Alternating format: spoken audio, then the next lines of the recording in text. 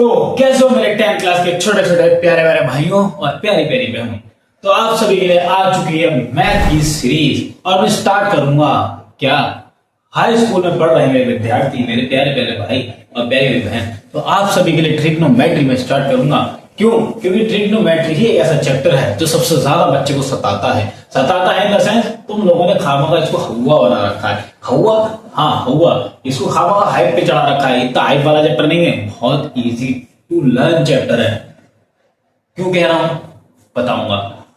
तो अब डिकोड करते हैं इस ट्रिग्नोमेट्री वर्ड को। ये ट्रिग्नोमेट्री वर्ड क्या है? आओ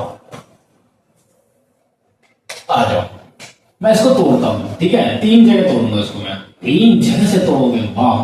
ट्राई गॉन मैट्रॉन। मैट्रॉन अरे कहीं से टूटा हुआ शब्द है मैट्रॉन, इसी को जोड़कर ट्रिग्नोमेट्री बनाया गया। ओके, जहां पर ट्राई का मतलब होता है 3। देखा होगा ट्राई कलर हमारे नेशनल फ्लैग में होते हैं। ट्राई कलर कोई भी 3 कलर कॉम्बिनेशन एक साथ है तो बोलते ट्राई कलर है। ओके, गॉन मतलब क्या होता है? शेप या साइड्स या एंगल्स, है ना? कुछ भी कह सकते हो, साइड्स, एंगल्स। और जियोमेट्रॉन मतलब क्या हो गया? इसका मतलब होता है क्या? मेजरमेंट करना। ओह वाओ, ये क्या देख लिया आज। यस, यही आपका ट्रिग्नोमेट्री। मतलब हम इसमें एक खास तरीका ट्रायंगल बताऊंगा, उसी का ही क्यों यूज करते हैं। राइट एंगल ट्रायंगल, उसकी सहायता से हम ट्रिग्नोमेट्री का यूज करते हैं। पूरी ट्रिग्नोमेट्री एक ही तरह के ट्रायंगल पर टिके है। क्या? Right angle triangle. यदि ये जिंदगी में ना होता तो हो सकता है इस साइन कॉस थीटा को हम किसी और तरीके से डिफाइन करते, लेकिन हमारी जिंदगी में मौजूद है, नेचर में मौजूद है, इसीलिए हम उसको करते हैं यूज। और राइट एंगल ट्रायंगल में एक खासियत है। क्या खासियत है बताऊंगा। पहले ट्रिग्नोमेट्री का मतलब समझ में आया, यानी कि एक स्पेसिफिक ट्रायंगल के हिसाब से उसकी साइड्स और एंगल्स के साथ खेलना ट्रिग्नोमेट्री है। बस एक ट्रायंगल है, उसी के साइड्स और एंगल्स के साथ आपको खेलना है, यही ट्रिग्नोमेट्री है। बहुत बढ़िया, ये हो गया इसका इंट्रो। अब मैं बात करता हूं क्या इसकी हमें आवश्यकता क्यों पड़ी। आवश्यकता इन द सेंस हमें इसकी नीड क्यों थी, हमें इसकी जरूरत क्यों पड़ी।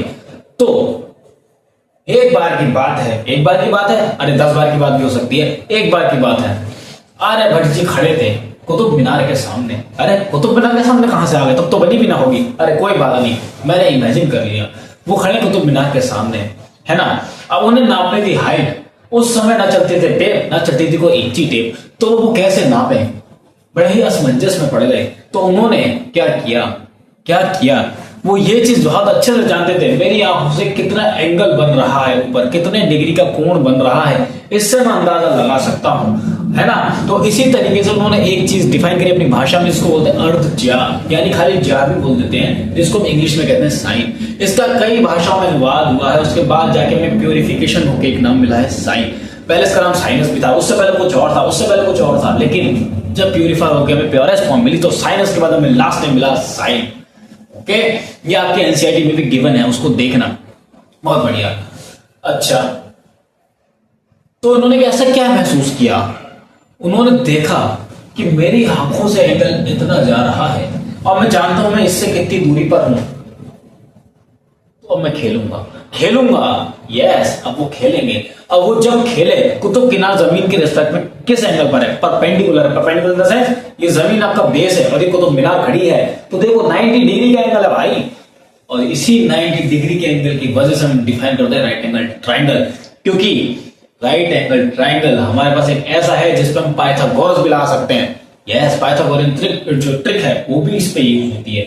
और एक डिग्री मतलब एक एंगल हमारा 90 डिग्री पहले से गिवन है, उस वजह से सर हमें 2 ही एंगल फाइंड करने होते हैं। कैसे 2 एंगल फाइंड करना होता है? आओ, ये हमारा वन लो राइट एंगल ट्रायंगल हो गया, जिसमें एक साइड हमारी 90 डिग्री फिक्स हो चुकी है। और यदि हमें इसको थीटा बोलना पड़ेगा तो कोई बात नहीं, बोल देंगे थीटा, अल्फा, बीटा, गामा, जो बोलना है वो बोल सकते हो, लेकिन अगला 90 माइनस थीटा ही होगा।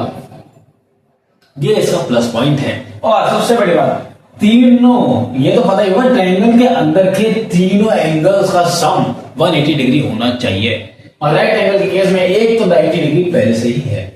ओह वाओ, यस, इसलिए हम राइट एंगल ट्रायंगल यूज करते हैं, क्योंकि हमारे पास एक तो एंगल आसान हो जाता है। सबसे बड़ी बात, बेस हाइपोटेन्यूज परपेंडिकुलर हमें क्लियरली दिखता है, क्लियरली दिखता है। मतलब परपेंडिकुलर हमारा चेंज होता है एंगल के हिसाब से, लेकिन हाइपोटेन्यूज एक ही रहती है ना। ये राइट एंगल एंगल की खासियत है। इसी वजह से हमें आसान हो गई सारी चीजें, और हम अब इंची टेप को लेकर के घूमना बंद कर चुके हैं। और अब हम क्या करते हैं, हम अपने आंखों से एंगल नापते हैं, दूरी नापते हैं, अपनी उस बिल्डिंग से और निकाल के ले आते हैं एक आंसर जो वेरीफाई करता है उसकी हाइट को। आ गया समझ में?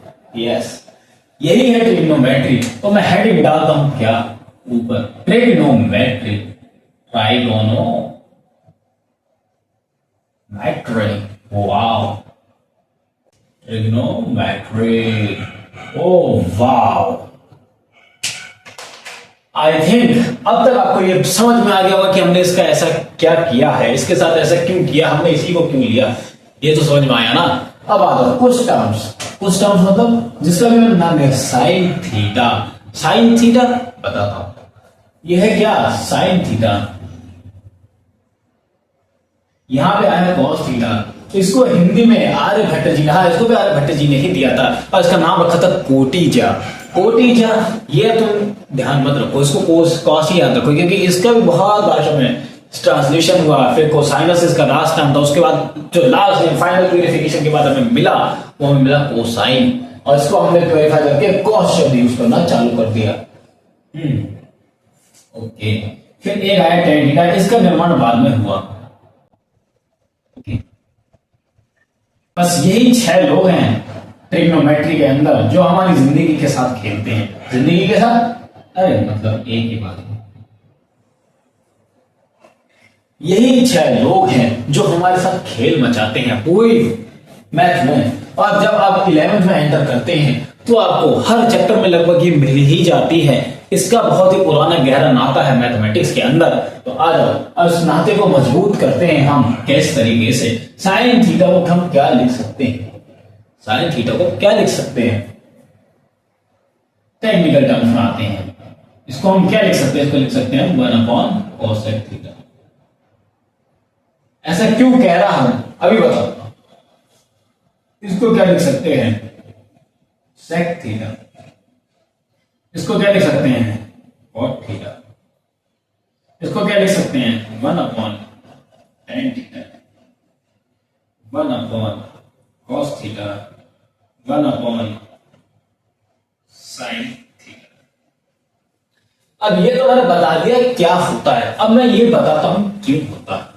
वाह, आज तो इस चैप्टर के बारे में क्या क्यों कैसे सब पता चल रहा है। हमने ट्रिग्नोमेट्री को भी तोड़ दिया। वाह, मजा आ गया। आ जाओ, क्या था ना, हाँ अब इसकी एक बेसिक टर्म मतलब लिख देता हूं मैं, लाल मेरी लाल बटे कक्का। हमने तो ऐसे ही पढ़ा था क्योंकि हम हिंदी माध्यम के बालक थे। अब अच्छा, ये तो आपके इंग्लिश के टेक्निकल टर्म्स के अंदर ऐसे लिखा जाता है, मैं इसको ऐसे लिखता हूं। ये क्या है, ये क्या है, ये हाइपोटेन्यूज है, ठीक है, डॉट लगा दिया, समझ जाना, बहुत के साथ जा रहा है। ये है क्या, बेस। ये क्या है, परपेंडिकुलर। यहां पे डॉट डाल दे रहा हूं, ठीक है। ये हाइपोटेन्यूज, ये है बेस, ये है परपेंडिकुलर। अब यहां पर आते हैं हम, हाइपोटेन्यूज को हिंदी में बोलते हैं कर्ण। अरे महाभारत वाला कर्ण पे मत जाना, ये यहां वाला कर्ण है। ओके, ये है आधार, बहुत बढ़िया। और ये क्या होता है, परपेंडिकुलर, इसको बोलते हैं लंब, ठीक है। इसका परपेंडिकुलर का मतलब ये है बेस से 90 डिग्री का एंगल होना। ओके, अभी लाल बटे कक्का क्या लिखा है, अरे मैं बोल लाल बटे कक्का रहा हूं, ये LAL बटे KKA लिखा है, लेकिन मैं इसको टेक्निकल टर्म अपनी भाषा में इसको लाल बटे कक्का बोल रहा हूं क्योंकि हमने इसको ऐसे ही पढ़ा था। इंग्लिश माध्यम के बच्चे इसकी अलग अलग ट्रिक बनाते हैं। यार क्यों बनाते हो, एक बार बताओ।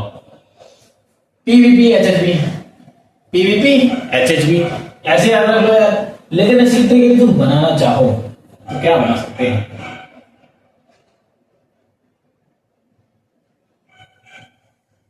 देखते हैं अभी क्या बनाएंगे। इसके हाथों हाथ नई ट्रिक बनाते हैं कुछ इंटरेस्टिंग। इससे याद रखना लाल बटे कक्का।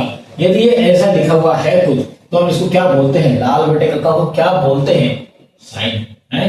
लाल बटे कक्का को साइन कब से बोलने लगा है? अरे रुक जाओ अभी यार, इसको हम बोलते हैं कॉस। थीटा भी लगाते हैं, ऐसे याद रखना कॉस। इसको हम बोलते हैं क्या? इसको बोलते हैं टेन। अब यदि मैं इसका रेसिप्रोकल कर दूं, रेसिप्रोकल कर दूं मतलब ए एल ए एल, तो अब ये क्या बन जाएगा? ये बन जाएगा कॉसेक, ये बन जाएगा सेक, और ये लास्ट वाला क्या बन जाएगा? कॉट। उल्टा कर दिया। यही सेम कहानी इधर है। इस पहले पेड़ को उठा लो तो साइन, और यदि रेसिप्रोकल कर दो तो यदि एच अपॉन पी कर दूं तो क्या हो जाएगा? ये कॉसेक,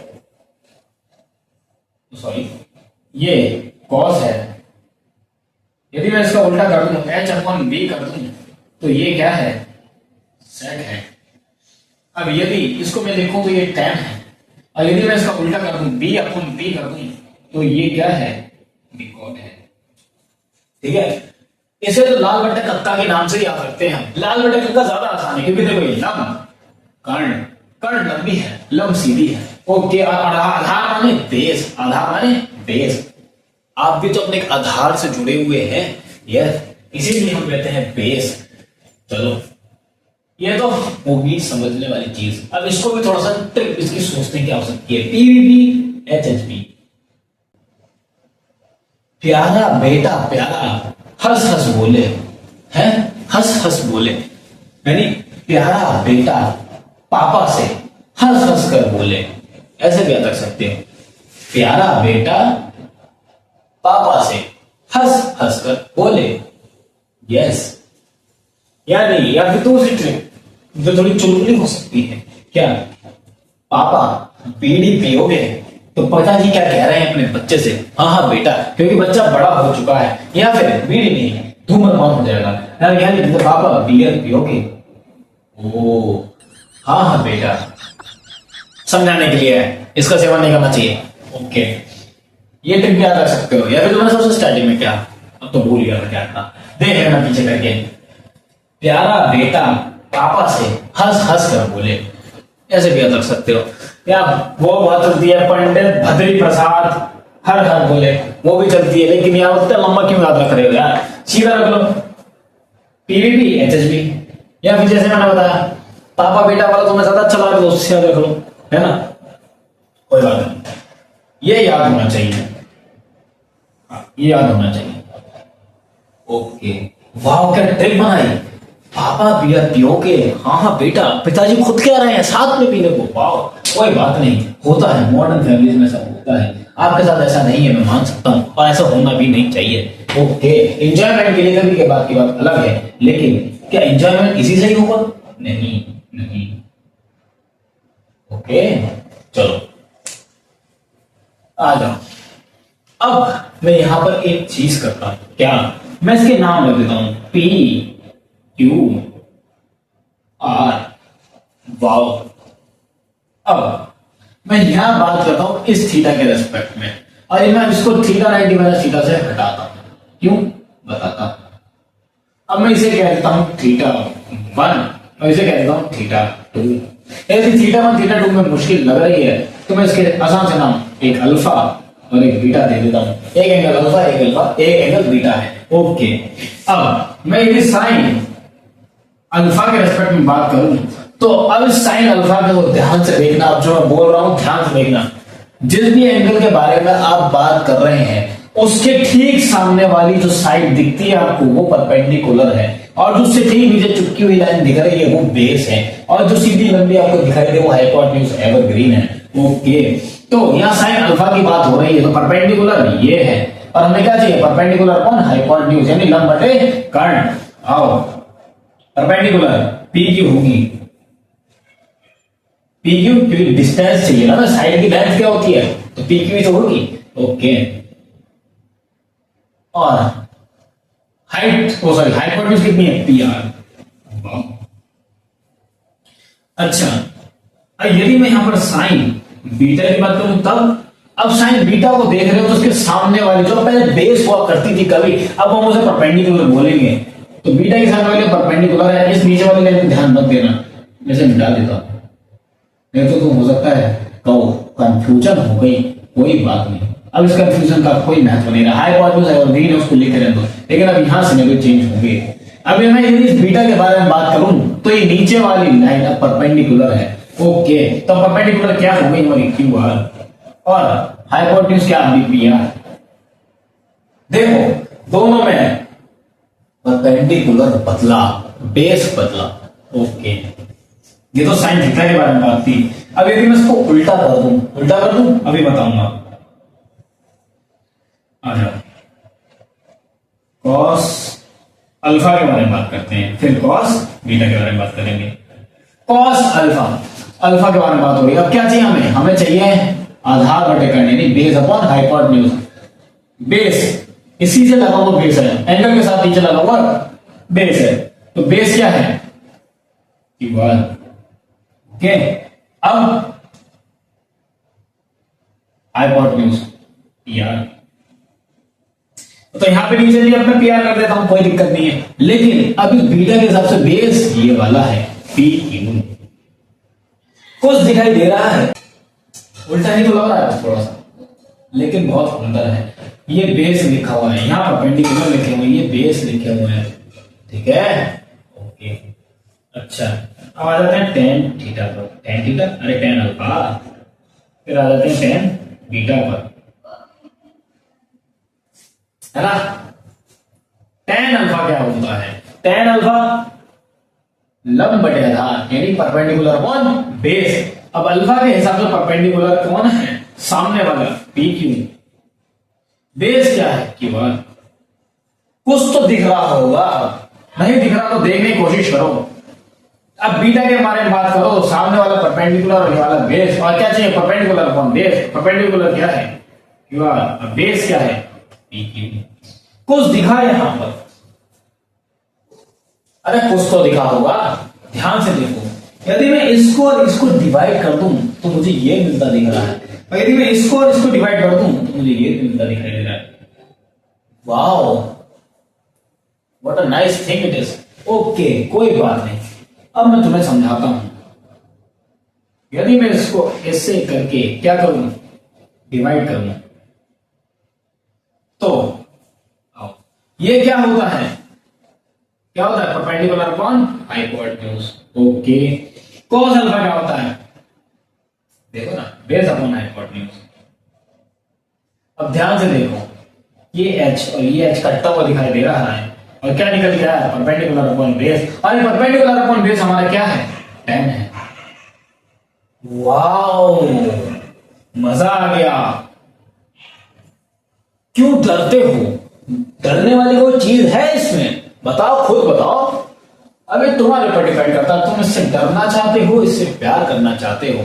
ये ट्रिग्नोमेट्री वही चीज है, इससे जितनी वफादारी दिखाओगे, जितना प्यार इससे करोगे, ये आपसे बदले में उतना ही प्यार करेगी। लेकिन आपने हल्का सा भी धोखाधड़ी करने की कोशिश करी तो ये आपको सीधा ऐसी जगह पटकेगी कि आप वापस उठने की हिम्मत भी नहीं करेंगे। इसीलिए अधिकतर बच्चे डरते हैं इससे, लेकिन आपको क्या करना है, नहीं डरना है, ओके। तो देख लो, और ये मत सोचना मैंने कोसेक का नहीं लिखवाया, इसको मैं उल्टा कर दूंगा तो वो कोसेक के लिए कहानी होगी सेम। ये कोसेक अल्फा बन जाएगा P R upon P Q.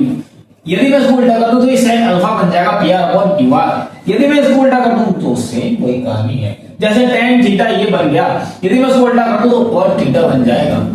यदि मैं कॉस को साइन से डिवाइड मारूं तो वो हमें कॉट थीटा निकाल के देगा, ओके।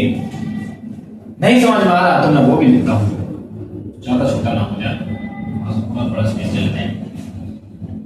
ये है कॉस, कॉस अल्फा, यहां लिखते हैं साइन अल्फा, ठीक है। ये क्या होता है परपेंडिकुलर अपॉन हाइपोटेन्यूज। ये क्या होता है, सॉरी, ये होता है बेस अपॉन हाइपोटेन्यूज, और ये होता है परपेंडिकुलर हाइपोटेन्यूज। ये कटा, ये क्या है B P, B upon P, और ये क्या है हमारा कॉट है, कॉट अल्फा, ठीक है। देखो, सीखो, समझो और जानो। यही है मैथ्स के अंदर का ये चैप्टर ट्रिग्नोमेट्री, जिसके अंदर हम बिना किसी इंची टेप के मेजरमेंट करते हैं चीजों का इन 6 चीजों की मदद से। और 1 2 3 1 2 3 और ये भी 6 चीजें हैं, देख रहे हो 6 का आंकड़ा। वाह मजा आ गया भाई, मजा आ गया। समझ में आया, मजा आया। आज का लेक्चर ज्यादा है नहीं रखना चाहता हूं, अभी इतना ही, ठीक है। अगले लेक्चर में अब इनकी वैल्यूज भी निकालेंगे कि साइन 30 डिग्री की क्या होती है, 60 डिग्री की होती है, 45 डिग्री की होती है, किसकी क्या होती है, किसकी क्या होती है, किसकी होती है, किसकी होती है। और चाहो तो मैं छोटी सी झलक भी दूंगा किस चीज की। अब जो तुम्हारे फॉर्मूले तुम्हारे सिलेबस से हटाए हैं 11th की, क्योंकि 11th में देखो सिर्फ एक चैप्टर ऐसा है आपका जो सेम है। कौन सा? ट्रिग्नोमेट्री सेम है। अरे टर्म सारी यही है, बस कुछ फॉर्मूले ऐड ऑन हो गए हैं बस, और कुछ नहीं है। यही है ट्रिग्नोमेट्री आपकी 11th की। और यदि आप कॉम्पिटिशन के हिसाब से जाएंगे तो थोड़ी और चीजें आपको याद रखनी पड़ेंगी, कोई बात नहीं। लेकिन यहां से यदि तुम बेस मजबूत करके चल दिए तो तुम्हें 11th में सच बता रहा हूं कोई दिक्कत नहीं होने वाली है, ठीक है। चलो तो साइन थीटा बराबर कॉस थीटा हो गया। कैसे हो गया? जैसे मैंने चार्ट बनवाया, यदि मैं यहां पर क्या लिखूं 1 अपॉन परपेंडिकुलर अपॉन हाइपोटेन्यूज लिखूं तो h ऊपर घूम के चला जाएगा, तो h upon hypotenuse upon perpendicular. अब वो क्या है? कोसेक थीटा है। अभी देखो ये बराबर का साइन है, ये एरो मैंने लगा है समझाने के हिसाब से, लेकिन ये बराबर के साइन है यहाँ।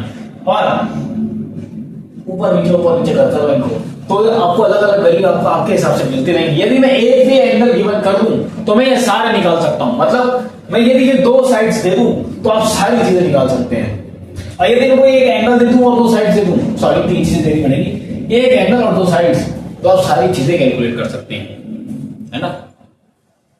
तो ठीक है, अगले लेक्चर में मजा आएगा, क्वेश्चंस करेंगे थोड़े से और थोड़ी सी वैल्यूज के साथ खेलेंगे। बने रहना टिल द एंड। ये था लेक्चर 1 आपका। मजा आया हो तो कमेंट में टाइप करना। ट्रिग्नोमेट्री का डर अब खत्म होने वाला है। और इस लेक्चर में जितना बेस मैंने रखा है ये भी बताना, ये समझ में आया? डर तो नहीं लगा या ओवर तो नहीं हो गया? बहुत क्रिस्प चीजें रखी मैंने, देखो 1 2 3 4, सिर्फ 4 चीज आज के लेक्चर में मैंने रखी है, लेकिन कल के लेक्चर में थोड़ी ज्यादा होंगी, अगले लेक्चर में थोड़ी सी और ज्यादा होंगी, फिर धीरे धीरे और ज्यादा होंगी। लेकिन इसके साथ तुम्हारा रिश्ता उतना ही मजबूत होता जाएगा। और जैसे जैसे आप इसके साथ अपने बॉन्डिंग को मजबूत करेंगे, आप पाएंगे कि आप एक अलग ही दुनिया में आ चुके हैं। अब आप कहोगे ये जीवन में काम कहां आते हैं? अब एक बात बताओ, तुम इतनी फालतू की जीवन में करते हो, वो क्या कोई काम आती है? इतना टाइम वेस्ट तुम करते हो, क्या वो काम आता है? नहीं। तो इसके लिए तुम ऐसा क्यों कहते हो कि काम नहीं आती?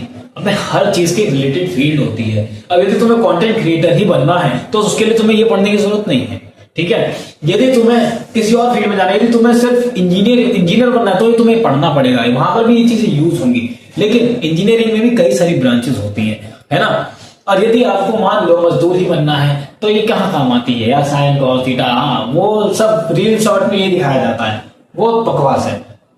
लेकिन यदि आप इससे रिलेटेड फील्ड में जाओगे तो जरूर आपको यूज करना पड़ेगा। वैज्ञानिक टर्म्स में सारी यूज करनी पड़ती हैं सारी चीजें, ठीक है। तो ये आज से कोई भी नहीं बोलेगा कि ये बकवास है, ये मजेदार चीज है, इससे मजे लेना सीखो यार। ये क्या सरकार पागल थोड़ा है जो ये सब चीजें पढ़वा रही तुम्हें? ये दिमाग खोलती है, इससे दिमाग चलाने की, हमारी थिंकिंग डेवलप करने की जो क्षमता होती है ना वो बढ़ती है। हम सोचते हैं चीजों के बारे में, ये सोचने के लिए ये मैथमेटिक्स सोच के ऊपर डिपेंडेंट है, ठीक है। तो चलिए मिलते हैं अगले लेक्चर में, लेक्चर नंबर 2, जो कि और भी मजेदार होने वाला है। तो चलिए bye bye, take care, love you all. जाइए अब आप समय व्यतीत कीजिए किसी और सब्जेक्ट के साथ। बाय।